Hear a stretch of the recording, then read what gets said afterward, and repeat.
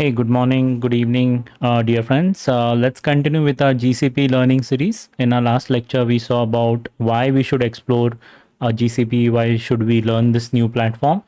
And as I mentioned, right, if you go to Upwork, this is for all the other fellow freelancers who are looking for jobs on Upwork.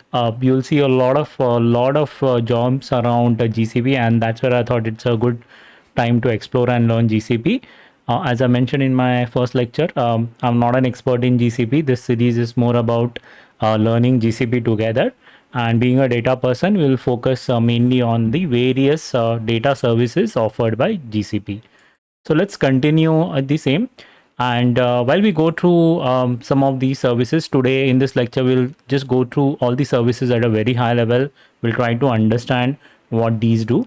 And while we are exploring that, I do have a lot of questions in my mind for which I still don't have answers. Maybe you can, if you have some idea about that, if you have already learned about these, you can comment and help me with your answers so that in our next lecture I can also read out those answers, which can benefit everyone who is trying to learn these services.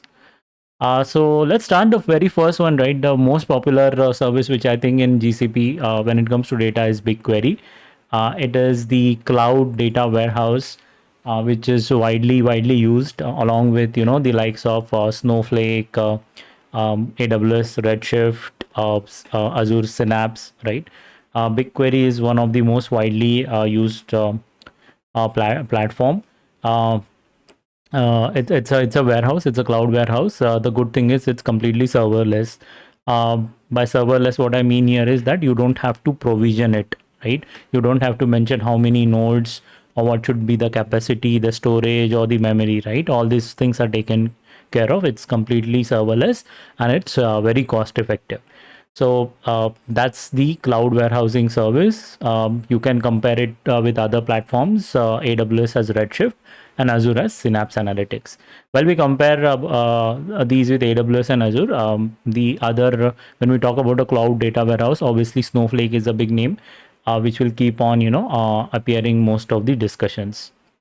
We'll look at these services in details in some of our next lecture series. But in today's lecture, we'll just go through the high level properties of these.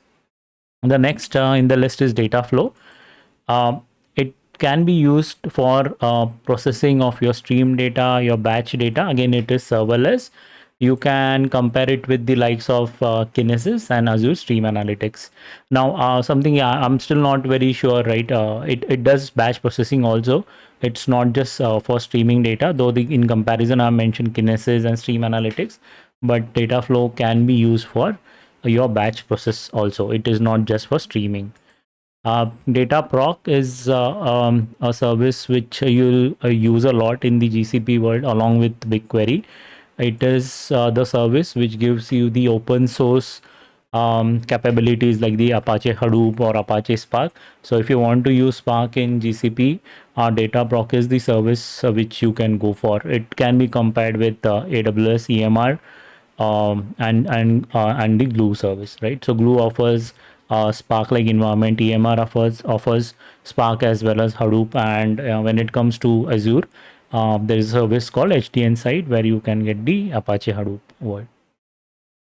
The fourth service on the list is Looker, which is a data visualization platform and a BI platform. You can create some really cool dashboards and reports using Looker. So if you're a data analyst and you want to create a report, then Looker is the service that you can explore further. Amazon provides a service called QuickSight, which can be used for dashboarding and reporting purpose, and Power BI, which is again very popular in the data analytics world, mainly from the reporting and dashboarding perspective. Continuing this, data catalog. Data cataloging service are used for managing your data metadata, sorry, and for data discovery. See, these days, right, the whole data governance, data observability, data ops, right, all these things are getting a lot of traction in 2022.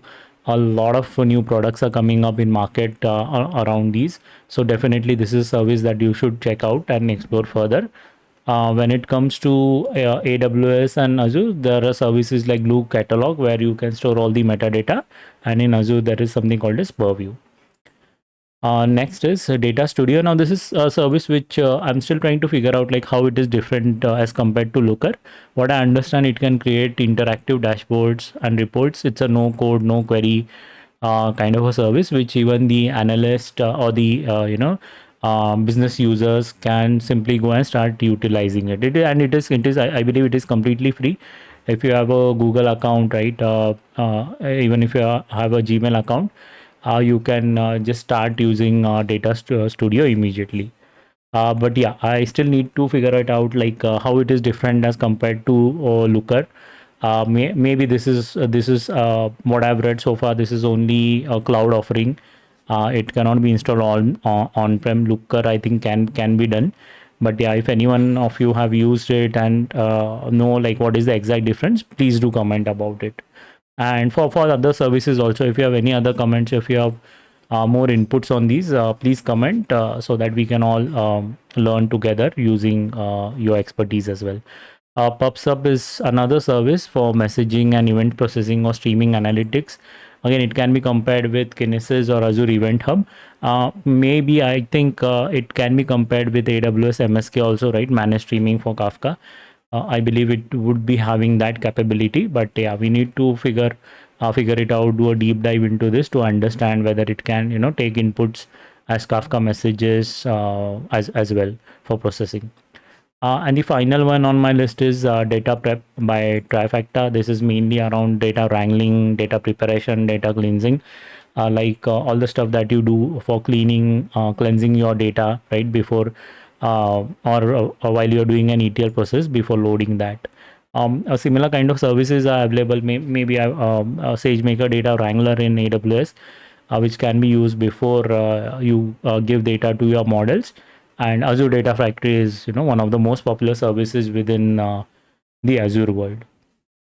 So at a high level, these were the services, 7 or 8 services. I think we'll do a deep dive into this in the next lectures. Let's say I've not yet decided the format of that, but we'll see that this lecture series is completely raw because I'm learning GCP, and yeah, if you have any inputs, you think there is a better way to do that, do let me know. Before you leave, yeah, please do go and subscribe to my Substack newsletter. We have just started for the folks who are new to data and cloud. Thank you for watching this, and yeah, do comment about your thoughts and inputs. Thank you.